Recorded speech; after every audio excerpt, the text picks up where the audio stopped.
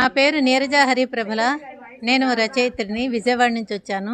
నేను ఇప్పటిదాకా 300 కథలు రాశాను, 150 కవితలు రాశాను, 150 కథల మీద పుస్తకం రాశాను. మన వెంకయ్య నాయుడు గారు సన్మానించారు. హైదరాబాద్లో రవీంద్ర భారతిలో ఆవిష్కరణ జరిగింది. 150 కవితలతో సుద్దాల అశోక్ తేజ గారు ఆవిష్కరించారు. ఇప్పటిదాకా నేను 300 కథలు, 20 పుస్తకాలు, 150 కవితలు రాశాను. నా రచన వ్యాసంగమే అదే ఇప్పటికీ కొనసాగుతూనే ఉంటుంది. ఎప్పటికీను నా సంగీతం, సాహిత్యం అంటే చాలా చాలా ఇష్టము.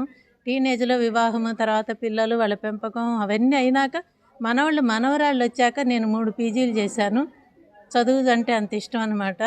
అట్లాగే కవితలు, కథలు అంటే చాలా ప్రాణం. నేను వీణ అవన్నీ వాయిస్తాను. అది నా గురించి చిరుపరిచయం.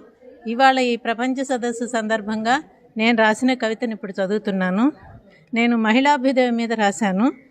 మహిళ, నేటి మహిళ ఓ మహిళ, దృఢచిత్తం, ఆత్మస్థైర్యం నీ సొంతం, సహనం, మనోధైర్యం నీ కవచం, ప్రగతి పదంలోకి అడుగుడబోయి, అభ్యుదయాన్ని చవిచూడబోయి, సమానత్వం కోసం గొంతెత్తి కలుపు, సాధికారికత కోసం ఉద్యమం సలుపు, ఎవరో వస్తారని, ఏదో చేస్తారని భ్రమపడకు, నిద్రాణమై ఉన్న ధైర్యశక్తిని మేల్కొలుపు, ధైర్యే సాహసే లక్ష్మి అని మరువకు, కష్టించి నీ కాళ్ల మీద నీవు నిలబడే ప్రయత్నం చెయ్యి, విజయం తథ్యమే నోయి, ఆర్థిక స్వావలంబన, సాధికారికత నీ వెంటే నోయి, అన్ని రంగాలలో నీదే పైచేయి, తిరుగులేదు నీ మేధాశక్తికి, ఎదురులేదు నీ ప్రతిభా పాటవాలకు, వంటింటి నుంచి నేటి శాటిలైట్ యుగంలోకి అడుగిడిన ఓ మహిళ, గరిటనే కాదు నేటి రాకెట్ను కూడా చేతపున్న ధీర వనితవు నీవు, నీవే ఈ జగతికి మూలం అని గర్వించు, నీవు లేకుంటే సృష్టే లేదని గుర్తుంచుకో, అష్టలక్ష్ములు నీవే, ఆది పరాశక్తివి నీవే,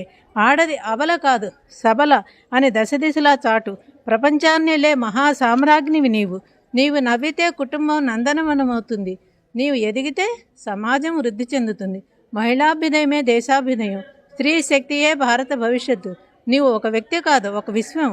మహిళను గౌరవించడం మన సంస్కృతి, ఆమెను ప్రోత్సహించడం మన అందరి బాధ్యత. సరిలేరు నీకెవ్వరు, సరిరారు నీకెన్నడు. మహిళ అన్ని రంగాలలో ప్రగతిని సాధించి ముందుకు అడుగులు వేయటే మహిళాభ్యుదయం. ఎత్ర నార్యస్తు పూజంతే అనే సూక్తి అక్షరాల యథార్థం. స్త్రీని ఎక్కడ గౌరవిస్తే దేవతలంతా అంత ఆనందిస్తారు. కాబట్టి మహిళను అందరూ గౌరవించాలి. మహిళ అన్ని రంగాలలో అన్ని కష్ట నష్టాలను ఓర్చి అడుగడుగున ముందుకు అడుగు వేస్తేనే మహిళాభ్యుదయం అని నా భావన. ఇంతటి అవకాశాన్ని ఇచ్చినందుకు మీకు నమస్కరిస్తూ మీ ధన్యవాదాలు తెలుపుతున్నాను. నమస్తే అండి.